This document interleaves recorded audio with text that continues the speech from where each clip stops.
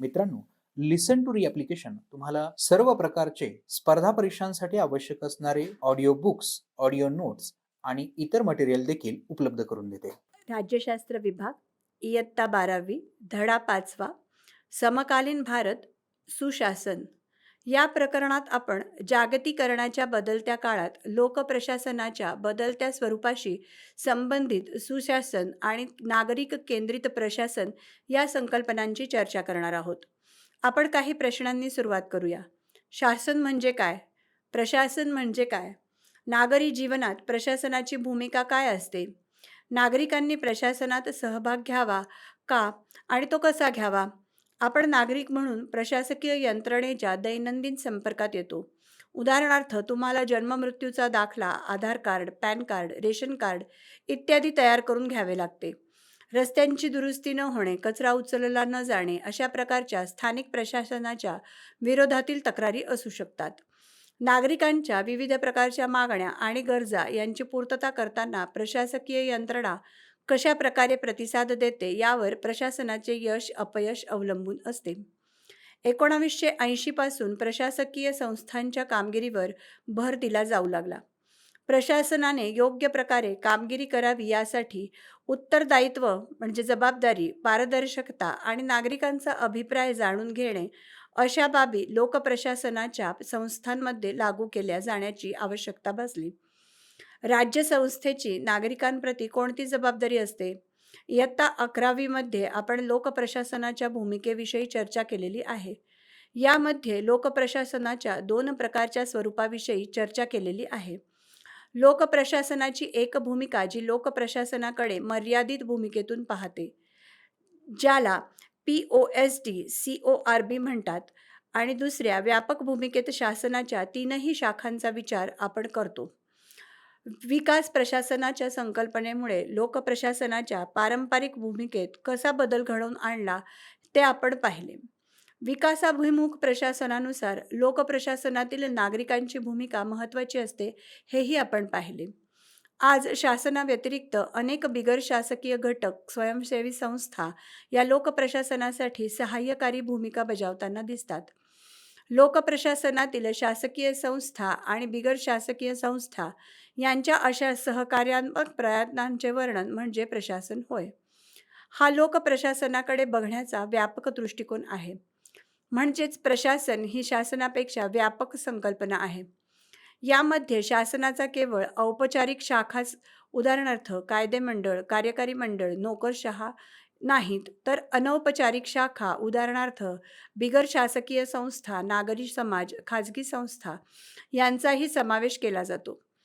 प्रशासनाच्या संकल्पनेचे उद्दिष्ट नागरिकांवर लक्ष केंद्रित करून सार्वजनिक संस्थांची कामगिरी सुधारणे हे होय. उत्पत्ती आणि अर्थ. 1990च्या दशकात जगभरात अनेक बदल झाले. त्यातील काही पुढीलप्रमाणे. 1. जागतिक अर्थव्यवस्थेचे जागतिकीकरण. जागतिकीकरणाचे अनेक पैलू आहेत. दूरसंचार क्षेत्रातील तंत्रज्ञानाच्या क्रांतीमुळे इंटरनेट, मोबाईल संपर्क यंत्रणा, TV यात विकास झाला आणि सोशल नेटवर्किंगमुळे सामाजिक जालातील अभिसरण तत्काळ संपर्क करता येऊ लागला आणि प्रशासकीय यंत्रणेत पारदर्शकता आली. आंतरराष्ट्रीय आर्थिक संबंध बदलले. व्यापार आणि गुंतवणूक यावर भर दिला गेला. यामुळे आंतरराष्ट्रीय निधी पुरवणाऱ्या संस्थांचे महत्त्व वाढले. 2. आंतरराष्ट्रीय संस्था.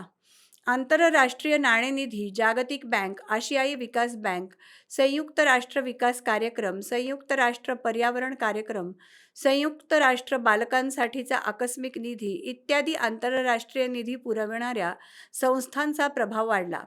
या निधी पुरविणाऱ्या संस्थांनी तिसऱ्या जगातील राष्ट्रांच्या धोरणावर प्रभाव टाकला. या संस्थांना मदत घेणाऱ्या राष्ट्रांच्या पारंपरिक प्रशासकीय व्यवस्थेत सुधारणा हव्या होत्या. 3. बिगर राजकीय अभिकर्ते. स्वयंसेवी संस्था आणि बिगर राजकीय संस्थांनी लोकप्रशासनात मोठी भूमिका बजावण्यास सुरुवात केली.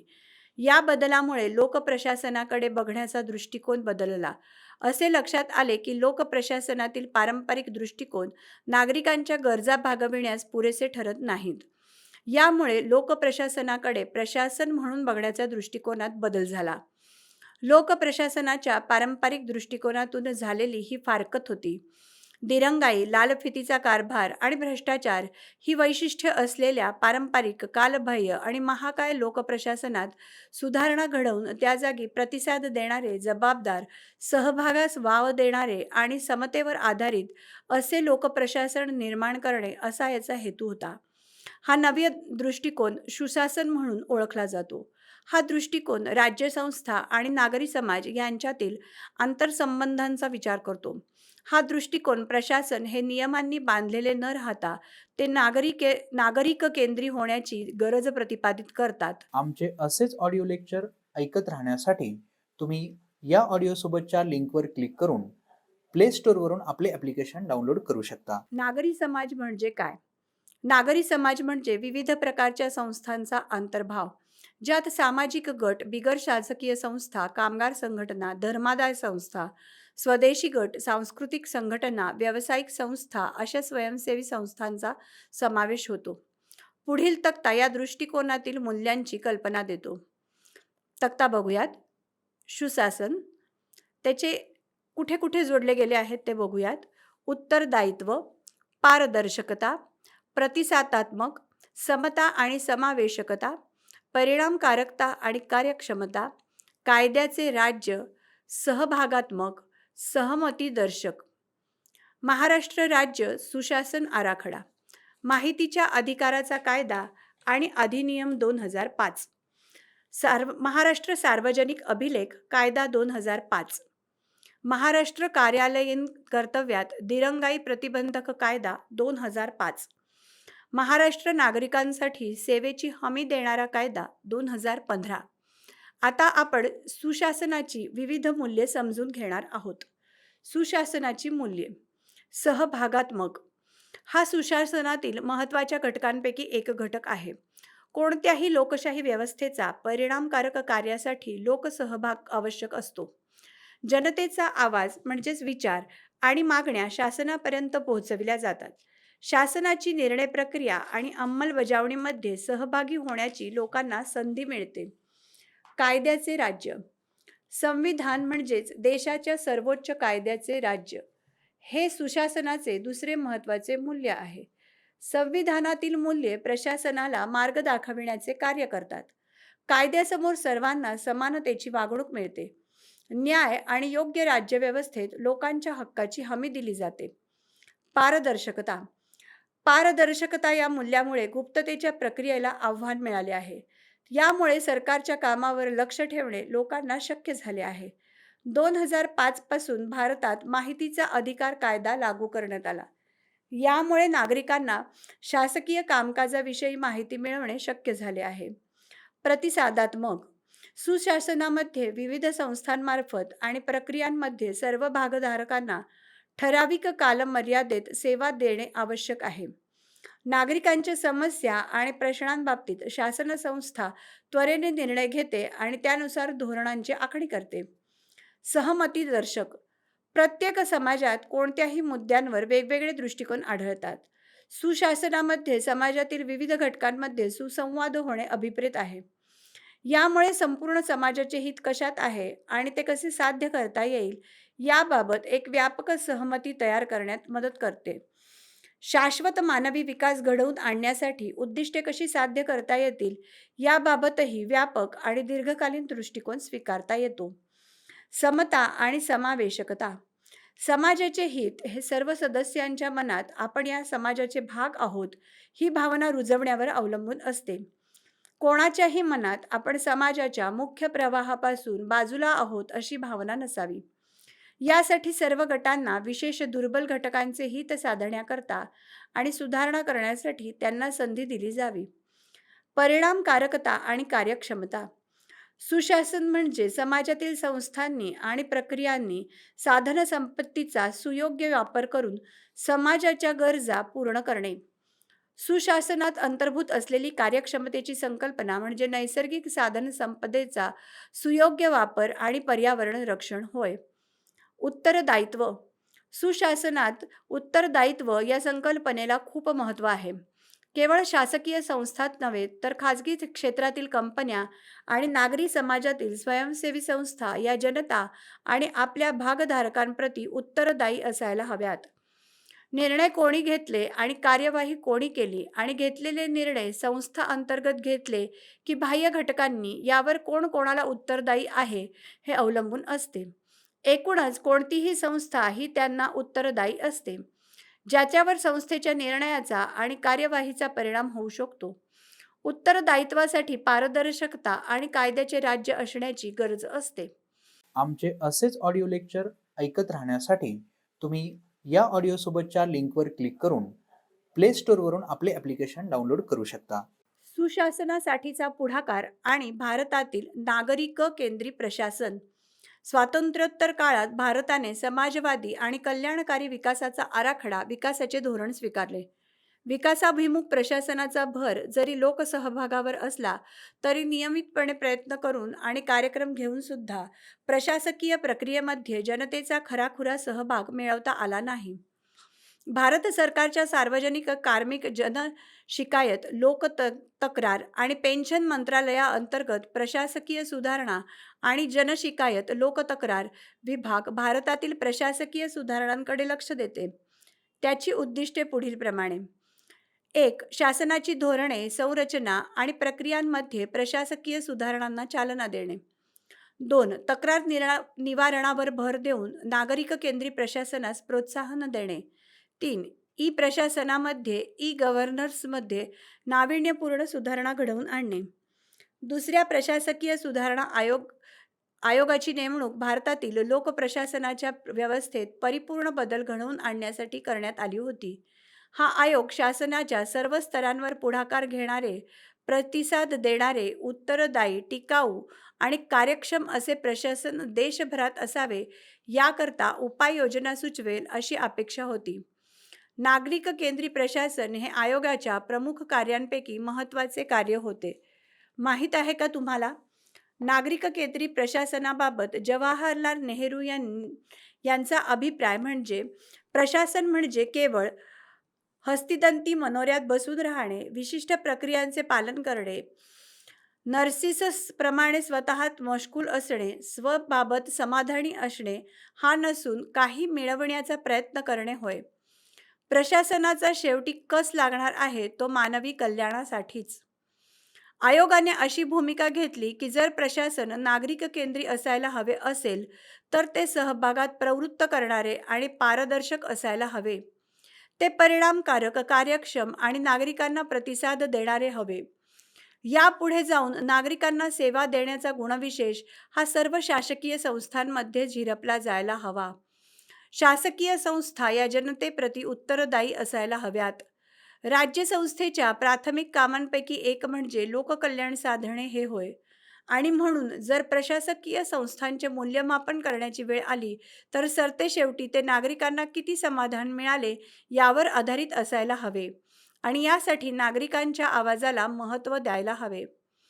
दुसऱ्या प्रशासकीय सुधारणा आयोगाने भारतातील पारंपरिक लोकप्रशासनात सुधारणा घडवून आणण्यासाठी खालील मुद्द्यांकडे विशेषत्वाने लक्ष वेधले आहे. 1. उत्तरदायी आणि पारदर्शक शासन. प्रशासनासाठी उत्तरदायी आणि पारदर्शक व्यवस्था निर्माण करण्यावर भर देण्यात आला आहे. सेवा सुविधा देताना विलंब टाळण्याची गरज असते. 2. प्रशासनाला अधिकाधिक परिणामाभिमुख करणे. अनेक प्रशासकीय प्रक्रिया वापर करणाऱ्यांना त्या अनुकूल आणि सुलभ केल्या जाव्यात. 3. नागरिक केंद्री प्रशासन. कार्यक्रमांची आखणी आणि अंमलबजावणी करत असताना लोकप्रतिनिधींचा आणि जनतेचा वाढता सहभाग राहील याची खात्री करणे. भारतातील लोकप्रशासनात बदल घडवून आणण्यासाठीच्या सुधारणा. प्रशासन आणि जनतेतील अंतर कमी करण्यासाठी मोठ्या प्रमाणावर सुधारणा घडवून आणण्यात आल्या. 1. लोकांना अधिकार देणारे कायदे संमत करणे. 2. नागरिकांच्या तक्रारींचे निवारण करण्यासाठी नवीन संस्थात्मक यंत्रणा उभारणे. 3. नागरिकांना मिळणाऱ्या सेवांमध्ये सुधारणा व्हावी यासाठी त्यांना पोहोचता येईल अशा ठिकाणी कार्यालयांची स्थापना करणे. 4. नोकरशाहीमुळे होणारा विलंब टाळण्यासाठी प्रक्रियांमध्ये सुलभता आणणे. 5. अंतर्गत बाबतीत कार्यक्षमता वाढविण्यासाठी तंत्रज्ञानाचा वापर करणे. 6. चांगली कामगिरी केली आहे अशा कर्मचाऱ्यांना सन्मानित करणे. 7. संस्थेतील अंतर्गत शिस्त पालन सुधारणे. आमचे असेच ऑडिओ लेक्चर ऐकत राहण्यासाठी तुम्ही या ऑडिओसोबतच्या लिंकवर क्लिक करून प्ले स्टोअरवरून आपले ॲप्लिकेशन डाउनलोड करू शकता. 8. नियमन आणि नियंत्रण कमी करणे. 9. सार्वजनिक कार्यक्रम आयोजित करणे. भारतातील प्रशासकीय सुधारणा. भारतात सुशासन निर्माण करण्यासाठी तयार केलेल्या विशेष कार्यक्रमांची चर्चा करूयात. 1. लोकपाल आणि Lokayukta. The Lokpal and Lokayukta act 2013 हा कायदा 2014 मध्ये लागू झाला. या कायद्यान्वये केंद्रासाठी लोकपाल तर राज्यासाठी लोकायुक्त या संस्थांची स्थापना करण्यात आली. हे कार्यालय शासकीय अधिकाऱ्यांविरोधातील भ्रष्टाचाराशी संबंधित आरोपांची चौकशी करू शकते.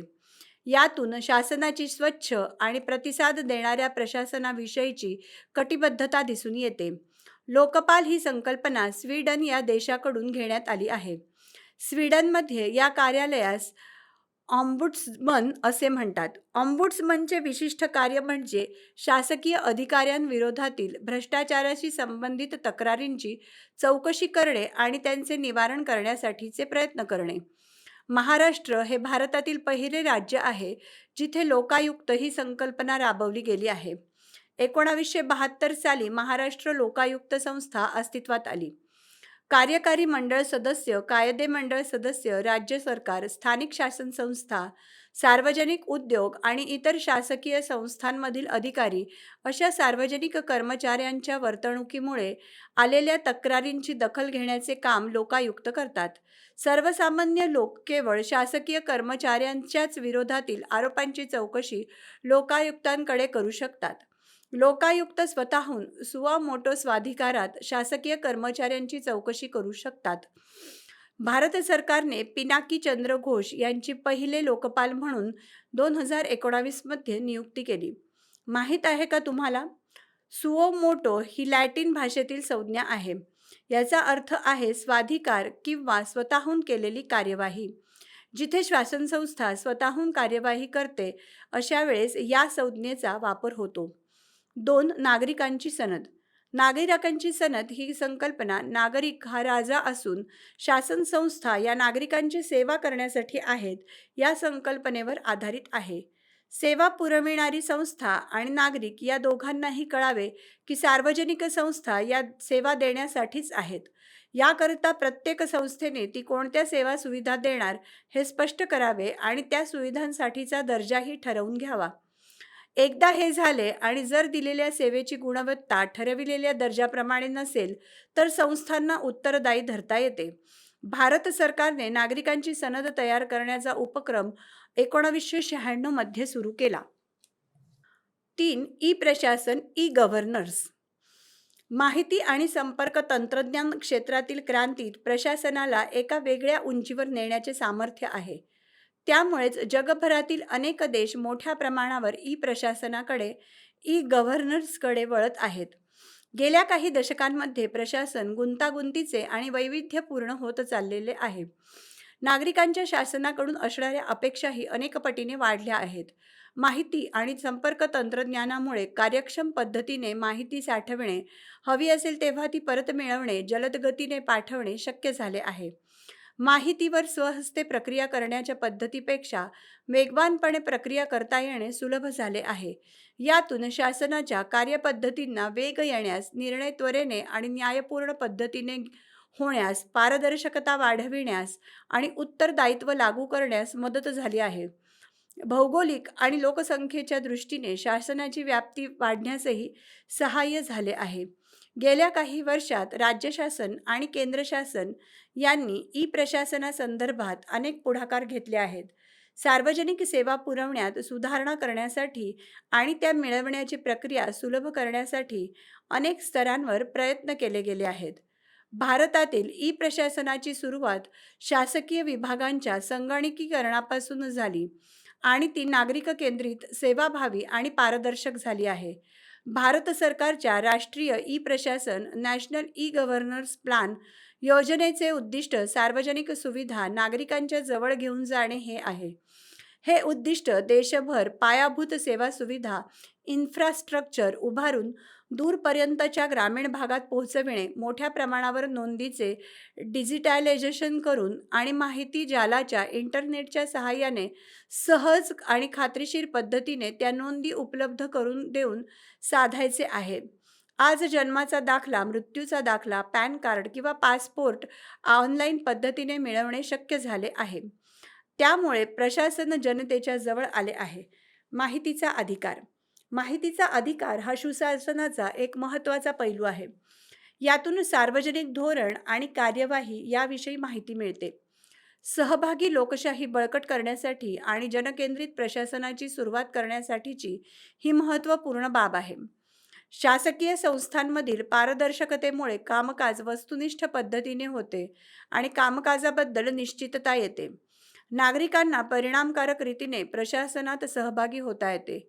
अर्थात माहितीचा अधिकार ही सुशासनाची मूलभूत गरज आहे. आमचे असेच ऑडिओ लेक्चर ऐकत राहण्यासाठी तुम्ही या ऑडिओसोबतच्या लिंकवर क्लिक करून प्ले स्टोअरवरून आपले ॲप्लिकेशन डाउनलोड करू शकता. 2005च्या माहिती अधिकाराच्या कायद्यामुळे नागरिकांना शासनाबद्दलची सार्वजनिक माहिती मिळवता येणे शक्य झाले आहे. 5. नागरिकांचा प्रशासनातील सहभाग. हा सुदृढ लोकशाहीला बळकट करतो. पारंपरिक प्रातिनिधिक लोकशाही व्यवस्था सुधारण्यास आणि तिचे रूपांतर जास्त प्रतिसादात्मक आणि सहभागात्मक लोकशाहीमध्ये होण्यास हातभार लावतो. वरील सर्व योजना नागरिकांचा प्रशासनातील सहभाग सुनिश्चित करतात. नागरिकांकडे केवळ विकासाचे लाभार्थी म्हणून बघितले जाऊ नये, तर ते विकास प्रक्रियेतील सहभागी घटक म्हणून समजले जावेत. हा मूलतः बॉटम अप, कनिष्ठ स्तरांकडून वरिष्ठ स्तरांकडे जाणारा दृष्टिकोन असून टॉप डाऊन, वरिष्ठ स्तरावरून कनिष्ठ स्तराकडे जाणारा दृष्टिकोन नाही. हा नागरिकांनी प्रभावित केलेल्या साधनसंपत्ती विषयक नियंत्रण करण्याच्या आणि विकासाबाबतचे निर्णय घेण्याच्या कार्यपद्धती ध्वनित करतो. हा दृष्टिकोन नागरिकांना स्वतःच्या भवितव्याविषयीचे निर्णय घेण्याचा कायदेशीर अधिकार आहे हे मान्य करतो. ई प्रशासनाच्या उद्दिष्टांचे 6 स्तंभ. महाराष्ट्र शासनाने ई प्रशासन सक्रिय आणि प्रतिकारात्मक करण्याच्या दृष्टीने उद्दिष्टांचे 6 स्तंभ निश्चित केले आहेत. स्तंभ 1. धोरण आणि कायद्याची चौकट. बदलत्या काळानुसार आणि तंत्रज्ञानानुसार कायद्याच्या चौकटीत नियमितपणे सुधारणा करणे. स्तंभ 2. क्षमता बांधणी. कार्यालयीन कर्मचाऱ्यांची क्षमता वाढविणे गरजेचे असते. स्तंभ 3. वित्तपुरवठा. वेळेवर आणि पुरेसा वित्तपुरवठा करण्याची यंत्रणा सुनिश्चित करणे. स्तंभ 4. संस्थात्मक चौकट. ई प्रशासनाच्या योजना निर्माण करून त्यांचे निर्देशन करण्यासाठी प्रशासकीय यंत्रणा विकसित करणे. स्तंभ 5. ई प्रशासनाची एकत्रित पायाभूत सेवा यंत्रणा. ई प्रशासनासाठी डेटा सेंटर, समान सेवा केंद्र आणि राज्यव्यापी एरिया नेटवर्क विकसित करणे. स्तंभ 6. समान राज्यव्यापी प्रकल्प शासनाच्या विभागांसाठी e tender, SMS gateway, payment gateway इत्यादी सुविधा निर्माण करणे आणि त्यांच्यात समन्वय साधणे. विशेष संस्थात्मक यंत्रणा. सुशासनाचे फायदे समाजातील सर्व घटकांना मिळायला हवेत. समाजातील काही दुर्लक्ष घटकांसाठी संविधानात सामाजिक, आर्थिक आणि राजकीय स्वरूपाच्या संरक्षक तरतुदी केल्या आहेत. शासनाने या संरक्षक तरतुदींशिवाय समाजातील विविध घटकांचे हक्क जपण्याच्या दृष्टीने खालील काही आयोगांची निर्मिती केली आहे. 1. राष्ट्रीय अनुसूचित जातींसाठीचा आयोग. हा आयोग अनुसूचित जातींसाठीच्या संविधानिक संरक्षक उपाययोजनांच्या संदर्भात काम करतो. अनुसूचित जातींना अधिकारापासून वंचित ठेवले गेले असेल तर अशा प्रकरणांची चौकशी करतो. 2. राष्ट्रीय अनुसूचित जमातींसाठीचा आयोग. हा आयोग संविधानाने हमी दिलेल्या संरक्षक उपाययोजनेच्या संदर्भात काम करतो. प्रामुख्याने अनुसूचित जमातीसाठीचे अधिकार हिरावून घेतलेल्या प्रकरणांची चौकशी करतो. 3. राष्ट्रीय मानवाधिकार आयोग. संविधानाने हमी दिलेल्या जीविताचा हक्क, स्वातंत्र्याचा हक्क, समता आणि प्रतिष्ठेच्या अधिकारांच्या संरक्षणासाठी सदर आयोग काम करतो. 4. राष्ट्रीय महिला आयोग. सदर आयोगाची स्थापना महिलांच्या तक्रारींचे निवारण करण्यासाठी तसेच महिलांच्या सामाजिक आणि आर्थिक विकासास चालना देण्यासाठी केली आहे. 5. राष्ट्रीय बालहक्क संरक्षण आयोग. देशभरात बालकांच्या हक्कांचे संरक्षण करणे, बालहक्कांना प्रोत्साहन देणे आणि त्यांचा बचाव करणे यासाठी हा आयोग कार्यरत आहे.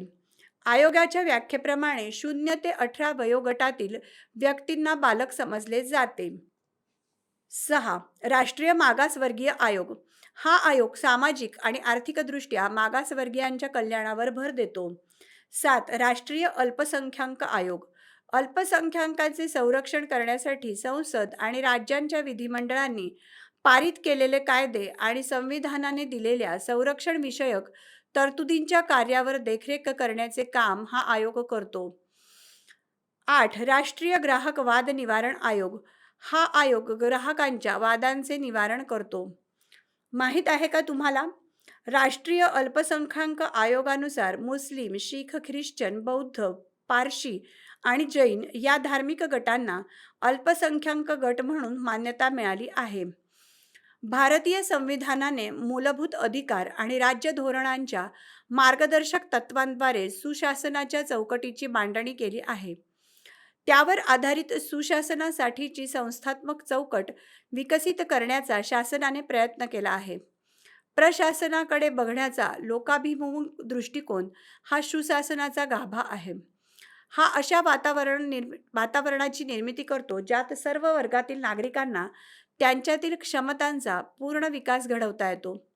भारताला एक प्रतिसाद देणारे, उत्तरदायी, टिकाऊ आणि कार्यक्षम प्रशासन निर्माण करावयाचे आहे.